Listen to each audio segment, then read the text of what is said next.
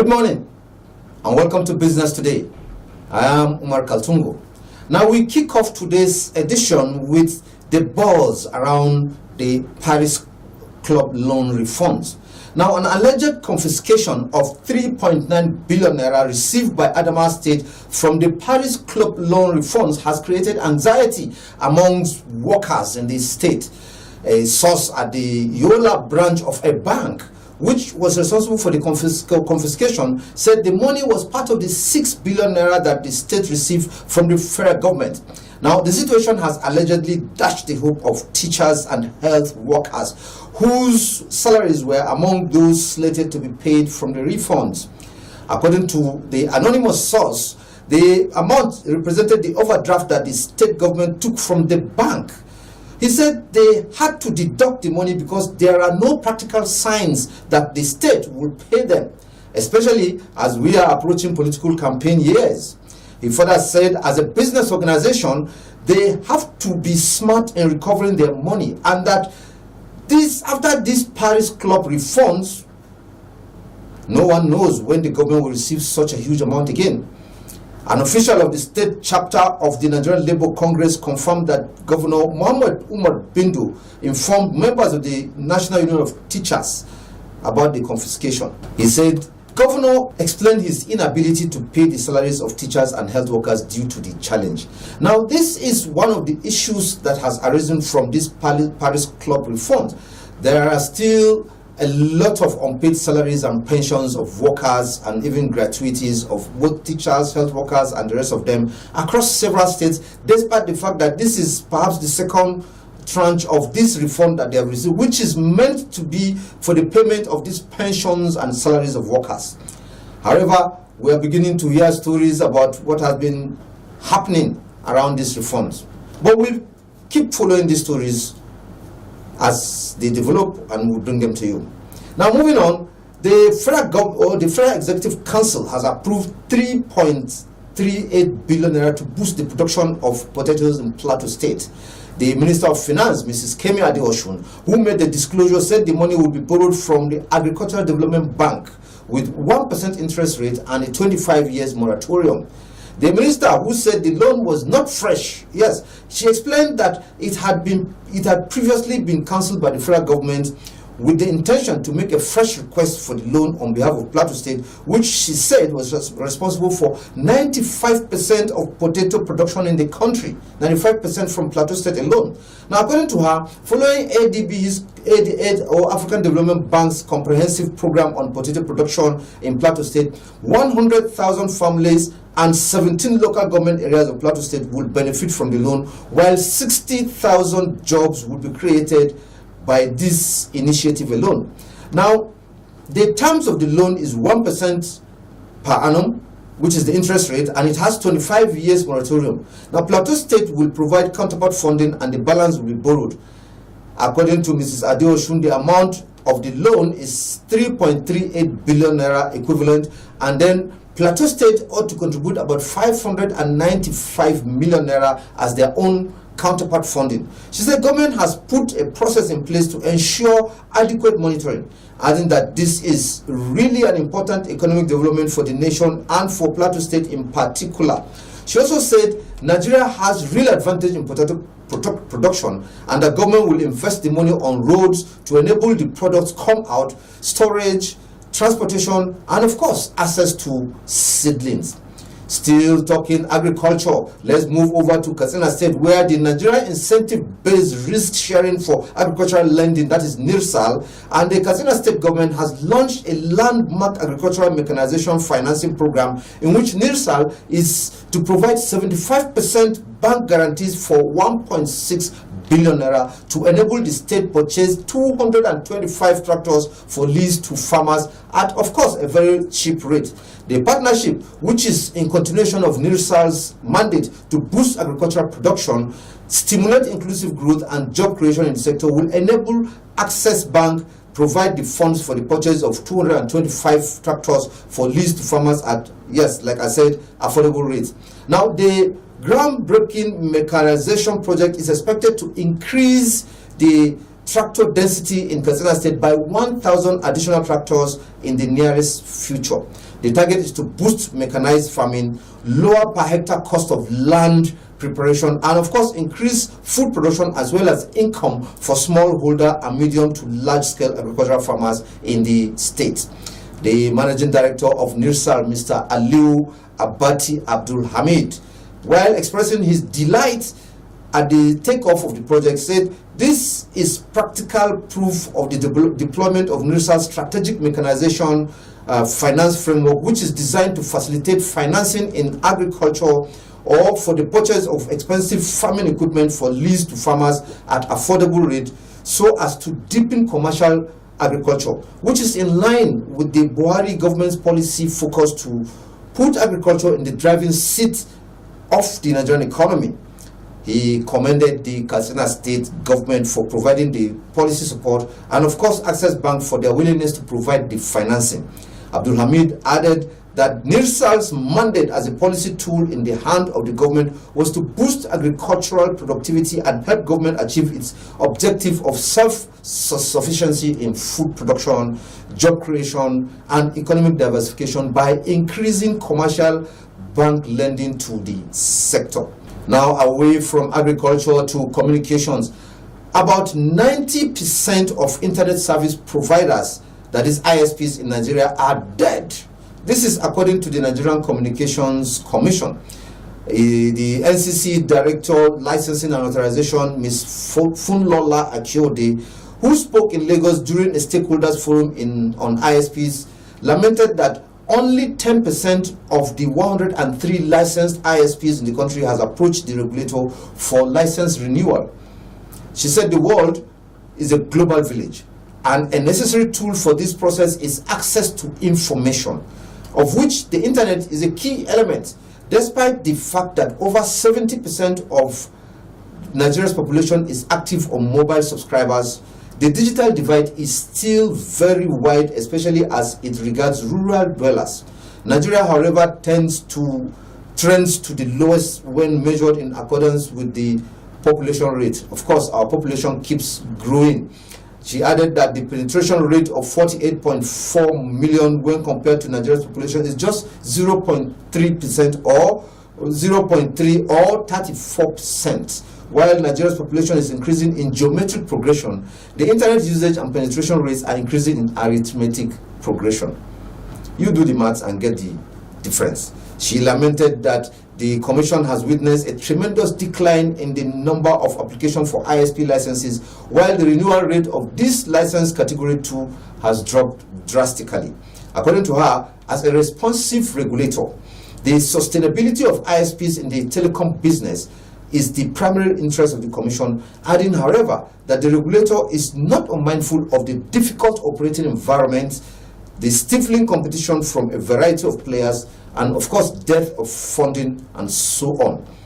In his address, the Executive Vice Chairman of the NCC, Professor Garba Dambata, said the larger telecom industry, of which ISPs are an integral part, is beset with numerous challenges like issues with power supply, of course, accessibility of forex, which is also there, multiple taxation or multiple regulations, of course, and then, of course, infrastructure, vandalism, as well as high costs and long delays in obtaining right-of-way and permits. Not only degrade the quality of services provided by the licensees, they also negatively affect the attainment of critical national objectives on the speedy rollover or rollout of broadband networks to power socio-economic growth and the enhancement of the country's contribution to the national gross domestic product.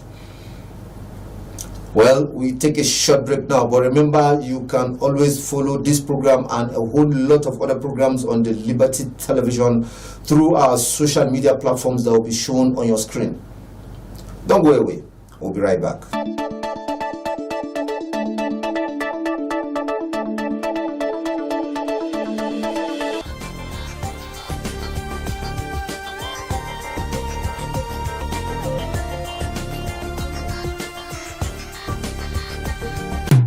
Liberty TV, Liberty, Liberty TV, Liberty, a station with a vision to build all nations.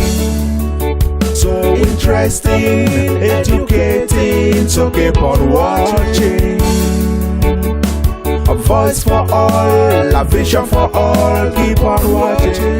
Liberty TV. Yes, Liberty TV is now in Abuja. We started somewhere and we are going everywhere. Liberty TV is best in news, sports, entertainment, politics, interesting programs and lots more. Live in Abuja. You can now advertise on Liberty TV here in Abuja. For more enquiries, visit our office at number 12 Benghazi Street, Usezum 4, Abuja, or call the following numbers 070-337-56132 or 080-271-00933. You can also log on to www.libertytvradio.com. Liberty TV, a station with a vision to build all nations. Your satisfaction is our obligation. Liberty TV, voice for all, vision for all.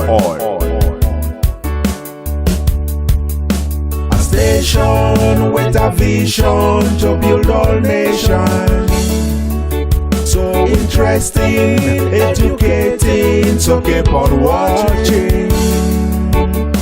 A voice for all, a vision for all, keep on watching. Liberty TV. Thank you for being there.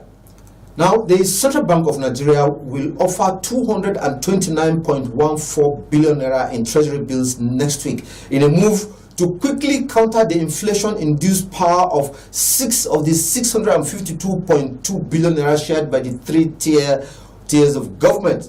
While the monetary policy response is aimed at stabilizing price and check speculations at the foreign exchange market, it has become a twice-monthly trend to curb the rise in money supply, raise funds for government, and of course help banks to manage their own liquidity. According to the Apex Bank schedule, 29.14 billion naira will be for the 91-day bills. 80 billion naira will go for the 182-day paper, while 120 billion naira will be allocated to the 364-day bill. The CBN's economic report for May showed huge activity in government securities market as treasury bills worth 91 treasury bills with 91,182 and 364 days tenors and long-term bonds were issued on behalf of the Debt Management Office.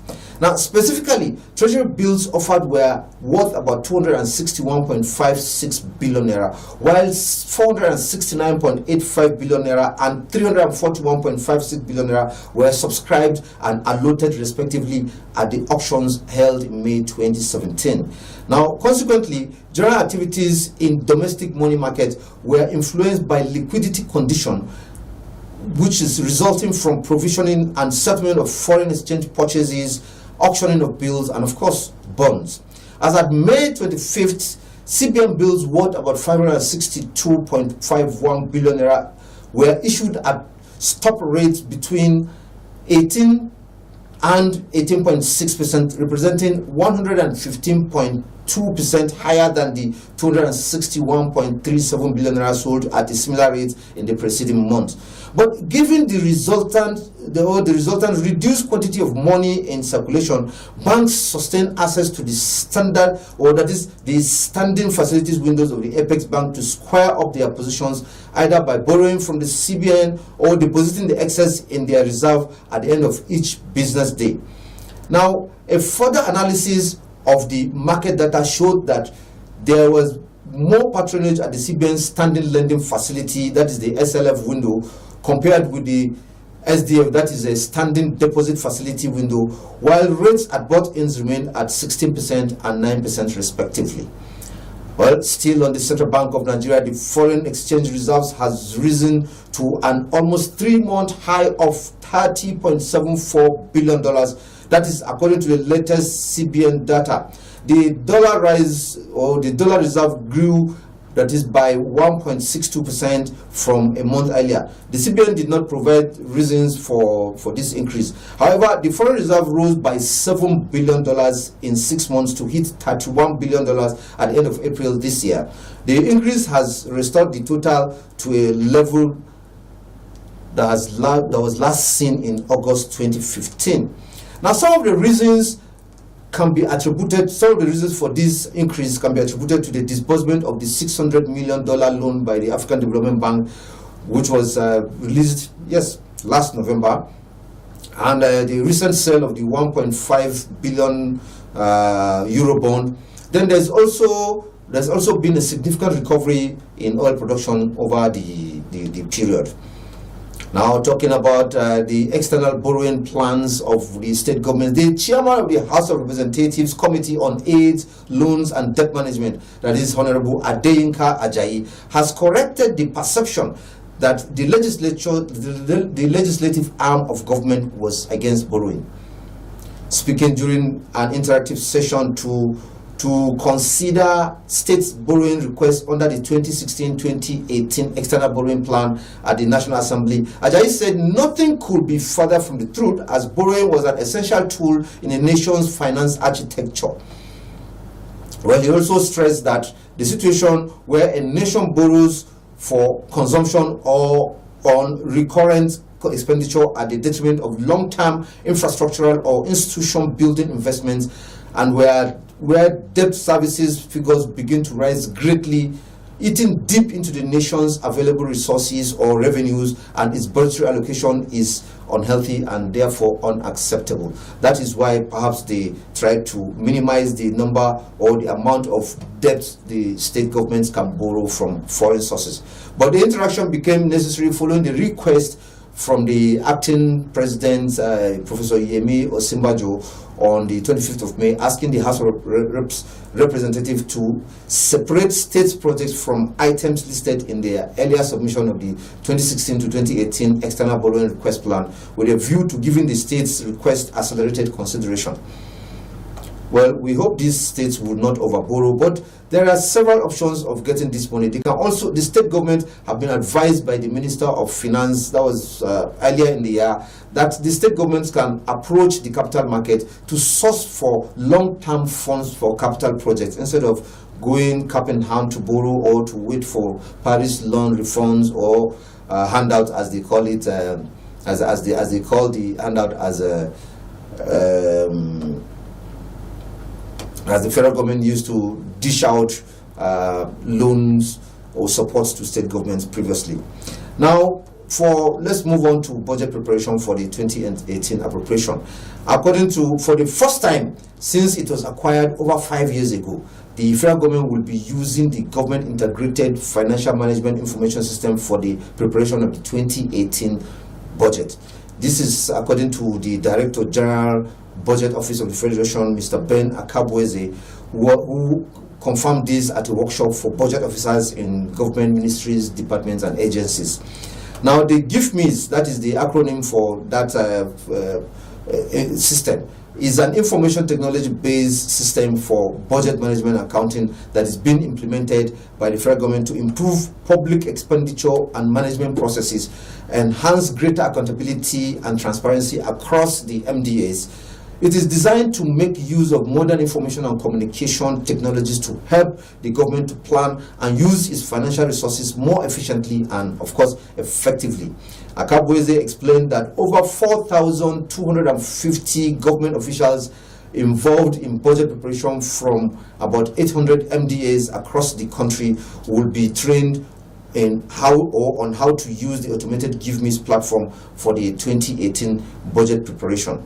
Now, he said the adoption of the GIVMIS for budget preparation will enhance seamless linkage between preparation, submission, execution, monitoring, evaluation, and of course reporting. Akabweze added that the objective of the training was to equip budget officers in the MDAs with the knowledge, skills, and tools they require to prepare and submit the 2018 budget on record time. The DG stated that the federal government was committed to having a predictable budget year that will run from January to December every year as prescribed in the Constitution. Well, the budget year, according to what we have experienced so far, starts from perhaps maybe April or May through the year. Now, to achieve this, Akabweze said that the 2018 budget proposal must be submitted by the executive to the National Assembly by the first week of October in order to ensure its passage before the end of the year. Well, we hope the executive will be able to do that. And finally, before we go on the program, we'll go over to the capital market. On a monthly basis, the Nigerian Stock Exchange polls trading figures from major custodians and market operators on their foreign portfolio investment flows. Now, total transactions at the nation's bourse increased by 7.13% from 205.61 billion naira recorded in May 2017 to 220.27 billion naira in June. Also, total transactions for the first half of the year increased by 49.78% from 624.41 billion naira recorded in 2016 to 935.25 or 26 billion naira in 2017. Now, domestic investors outperformed foreign investors by 7.82%. Now, total domestic transactions increased by 7.53% from 110.42 billion naira recorded in May to 118.74 billion naira in June. The foreign transactions also increased by 6.66% from 95.19 billion naira to 101.53 billion naira within the same period. Now, monthly foreign inflows outpaced outflows, however, foreign inflows decreased by 10.95% from 73.15 billion naira in May to 65.93 billion naira in June, while foreign outflows increased by 38.09% from 22.04 billion naira in May to 35.60 billion naira in June. This goes to show that there has been a lot of capital flights from Nigeria instead of an increase in foreign portfolio investment at the floor of the Nigerian Stock Exchange. Well, I guess that wraps up the show for today. However, we bring you our regular graphics of activities on the floor of the Nigerian Stock Exchange at the close of business yesterday, the foreign exchange market, that is forex market, and of course commodities, some prices of some commodities across some Nigerian markets. Very many thanks indeed for watching. I am Umar Kaltungo. Good morning.